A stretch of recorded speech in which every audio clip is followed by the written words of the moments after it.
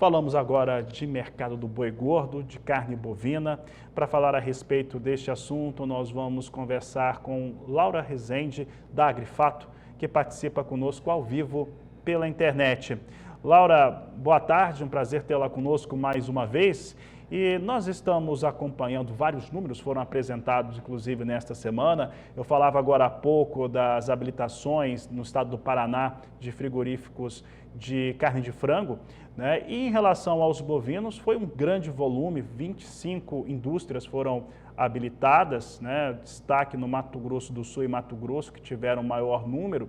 E aí eu gostaria de começar perguntando para a China, principalmente, que é quem habilitou, quem vai importar, porque é importante ter essa pulverização no Brasil, que é o seu maior fornecedor. Boa tarde, seja bem-vinda. Boa tarde, Fabiana. É sempre um prazer estar aqui com vocês. Bom, nós tivemos uma notícia aí bastante positiva, né, no que tange a ampliação aí do potencial de exportação brasileiro de carne bovina, né? Como você falou, foram 25, 24 abatedouros, né, e um entreposto ali, né, de bovinos, né? Então, foi a maior habilitação da história. Nós tivemos um crescimento aí no número de plantas habilitadas de quase 60%. Antes nós tínhamos ali 41 frigoríficos habilitados para exportação e agora nós completamos aí 65, né? Então, realmente é uma notícia positiva no que tange a ampliação da capacidade de exportação brasileira. A grande questão é, né? Isso vai refletir nos preços, né? É o que todos nos perguntam aqui, né? O que a gente fica, inclusive, conjecturando. A China hoje está num cenário, né? Um pouco diferente aí no que tange, né? Ao cenário que a gente tinha lá em 2021, 2020. Até 2022, né, que era de uma demanda bem maior por proteína bovina, né? Então eles estavam lá, tinham passado pela peste suína africana, tinham reduzido bastante sua produção de carne suína também, que é uma das principais proteínas lá na China, né? E eles acabaram tendo que dar seus pulos, digamos assim, né, para captar essa demanda que eles tinham por proteína animal de outros países, e o Brasil foi o seu grande fornecedor aí, né?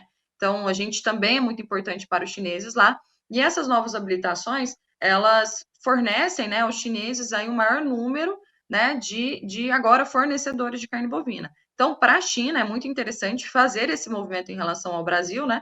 Eu faço até esse comparativo, né? É como se fosse para o produtor rural, né? Ele tem ali 2 fornecedores de sal mineral e agora ele vai conseguir em 10 fornecedores, então acaba aumentando o poder de barganha. É o que a gente estima também que vai acontecer em relação aos chineses aqui, né? Agora os chineses vão ter o maior poder de barganha para comprar a nossa carne pelo aumento aí dos números de fornecedores, né, dessa carne bovina.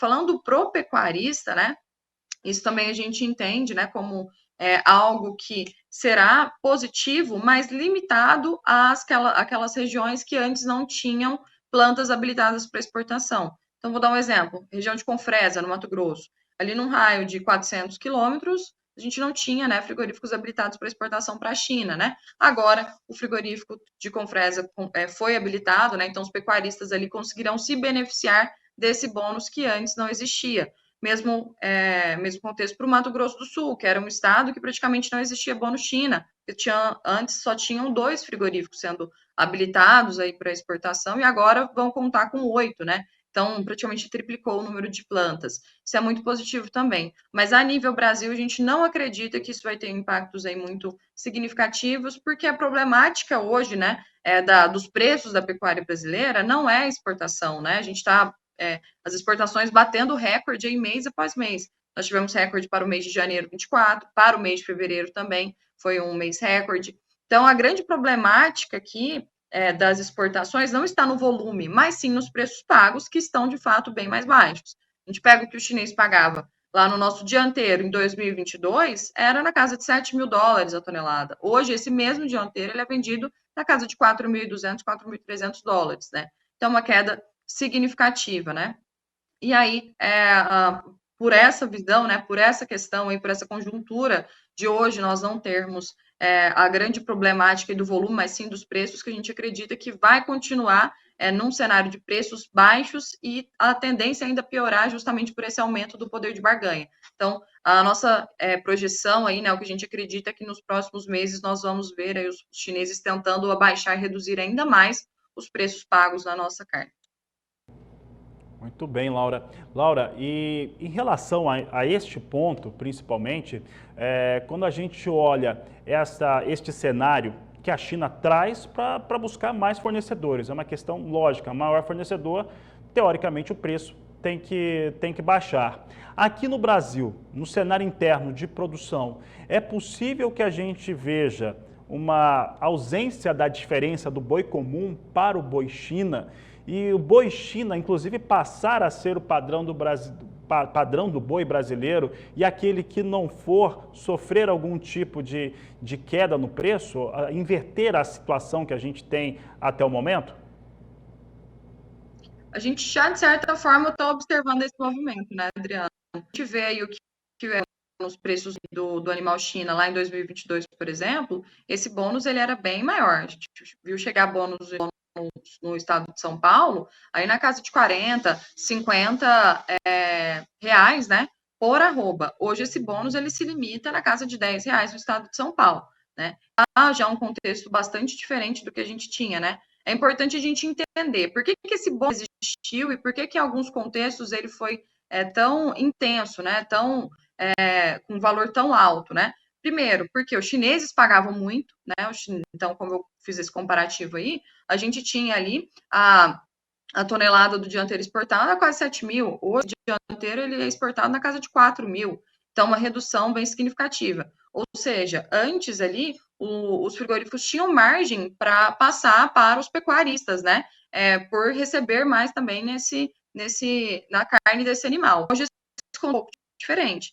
E o segundo ponto, por que esse bônus ele era antes, né, tão grande, né? O volume aí valor aí tão alto, né? Também porque os frigoríficos tinham que estimular, de certa forma, o pecuarista brasileiro a produzir o animal daquela classificação. Hoje nós já diminuímos a idade média de abate, né, nos frigoríficos aí, então os pecuaristas, eles realmente sentiram esse estímulo, né, porque ele olhava no frigorífico e falava, olha, se eu diminuir a idade do meu animal, ali, do abate do meu animal, eu vou ganhar um bônus ali de 30, 40 reais. Então era muito interessante. Então os pecuaristas fizeram esse movimento.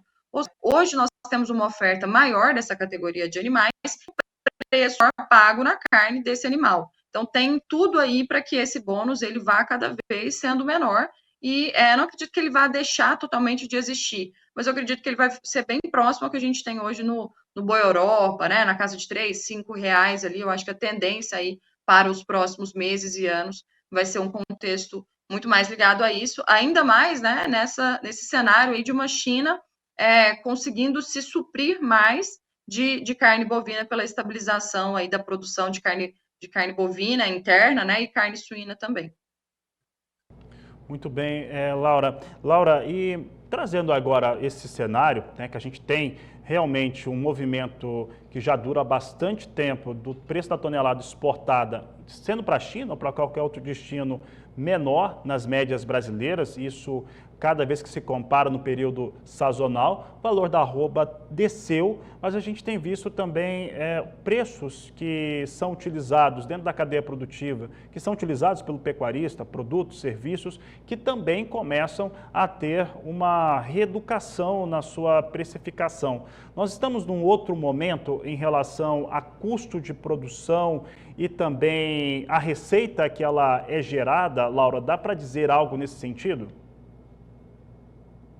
Fabiano, infelizmente ainda não, tá? A gente tem sim observado uma melhora da relação de troca, falando de custo de produção, né? Boi, milho, também uma relação de troca mais interessante nas categorias de reposição e do animal terminado, né?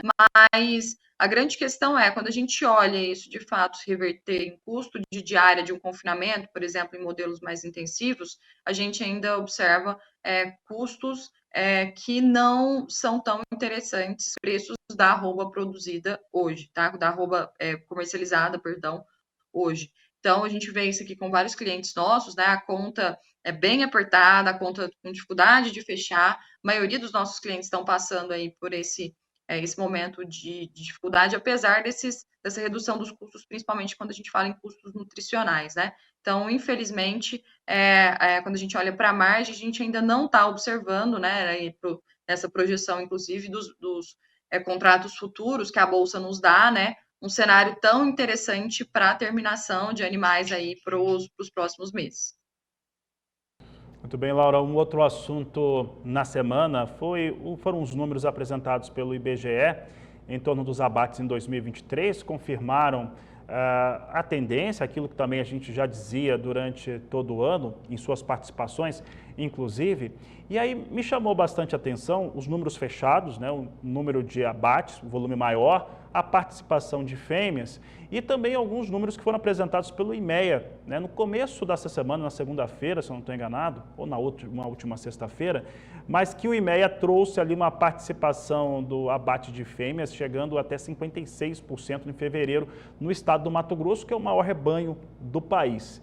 Laura, esses abates mais volumosos e os abates com maior participação de fêmeas em idade reprodutiva seguem neste ano de 2024 forte, como a gente viu nos 2 primeiros meses do ano? Perfeito.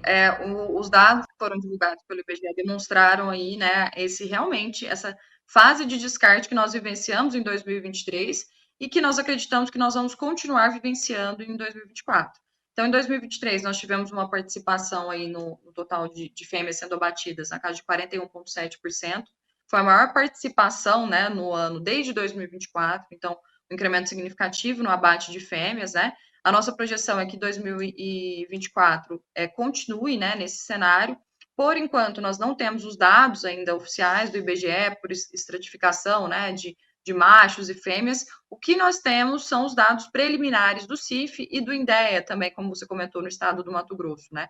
Então, esses dados, eles têm nos demonstrado que as fêmeas, elas continuam participando significativamente. O INDEA demonstrou esse crescimento aí, né, no total de fêmeas sendo abatidas em fevereiro 23 com fevereiro 24, de 56%. Então, o abate é muito intenso de fêmeas, né? A gente vê a continuidade desse movimento acontecer. Os dados do CIF, divulgados agora do mês de fevereiro, também nos demonstraram isso. Então, no CIF, nós tivemos um crescimento de 34% no volume de fêmeas sendo abatidas, fevereiro 23, fevereiro 24, né? Esse movimento tem se demonstrado aí, e alguns outros indicativos também, né, alguns outros indícios de que isso está acontecendo durante o mês de março, e inclusive a tendência é continuar. Se a gente olha, por exemplo, para 2023, nós observamos que o recorde de abate de fêmeas, ele aconteceu lá no mês de março, né? Então, a gente entende aí, né, a gente observa uma oferta muito numerosa sendo, inclusive, comentada aí pelos frigoríficos. Nossos frigoríficos estão falando, olha, boi até que não está tão sobreofertado assim, mas fêmea tem, tanto que a escala de fêmea, ela está bem mais alongada do que a escala de macho, né? Eles estão trazendo aí essa divisão também. Então, a gente acredita sim que essa é uma tendência para 2024, tá? Continuar esse ano de descarte, até porque a história nos mostra isso também, né? Nós nunca tivemos um ano de fase de descarte de fêmeas, né? E o primeiro ano foi 2023. Então, pelo menos 2 anos, no 2024, viria para se cumprir aí, e é isso que os dados têm nos mostrado, pelo menos até então. Laura, para encerrarmos aqui a nossa entrevista, e essa é uma pergunta até que eu já fiz para você antes, mas as coisas mudaram de lá para cá. Nós tivemos em agosto do ano passado o pior momento de preço para a arroba do boi, é quando o pecuarista tinha também uma disponibilidade de pastagem pífia muito ruim, a oferta aumentou muito, a escala subiu e aí os preços reagiram a este cenário. Este momento aqui no Brasil, neste ano de 2024, pode ocorrer? E se ocorrer, quando que ele deve sinalizar para a pecuária brasileira? Ótima pergunta, Fabiano. Realmente, a safra do boi, digamos assim, aconteceu em agosto, né, no ano passado. Muitos pecuaristas fizeram um movimento aí, né, de tentar sair do que tradicionalmente se é a safra, que vai ali de abril até junho, né? Então, tentando tirar os animais daquela janela de preços piores, né? E também por poderem fazer isso. Ano passado nós tivemos um contexto de chuvas totalmente diferente do que nós estamos tendo agora. As chuvas em algumas regiões, inclusive Mato Grosso do Sul, nós tivemos relatos de chuva até junho, julho, né? Em regiões do Brasil também. Então, as chuvas, elas se estenderam muito. O pecuarista, ele conseguiu manter os animais no pasto ali por um tempo maior, diferente do que a gente projeta que aconteça esse ano. Então, na nossa visão, a safra desse ano ela vai ser um pouco mais antecipada, né? Isso vai depender, obviamente, do regime de chuvas, mas aí as previsões já nos demonstram uma chuva em março e em abril já bem abaixo da média, bem abaixo do que costuma ser. Então, isso vai ser sentido pelos pecuaristas, né? Que já vem, inclusive, com pastos com uma qualidade pior pelo sofrimento ali, né? Em relação ao atraso das chuvas que nós tivemos no final do ano passado. Atrasaram ali no ano passado, os pastos ficaram um pouco sentidos aí, né? E agora, assim que as chuvas cessarem nesse período seco de 2024, os pastos eles vão já estar um pouco mais judiados, digamos assim, e o pecuarista ele vai ter que liberar esses animais, né, diminuir a taxa de lotação quanto antes. Então, eu acredito que esse pior momento desse ano ele deve acontecer ali do final de abril até o final de maio, ali início de junho. Eu acredito que vai ser o contexto que nós vamos ver os piores preços da arroba nesse ano de 2024.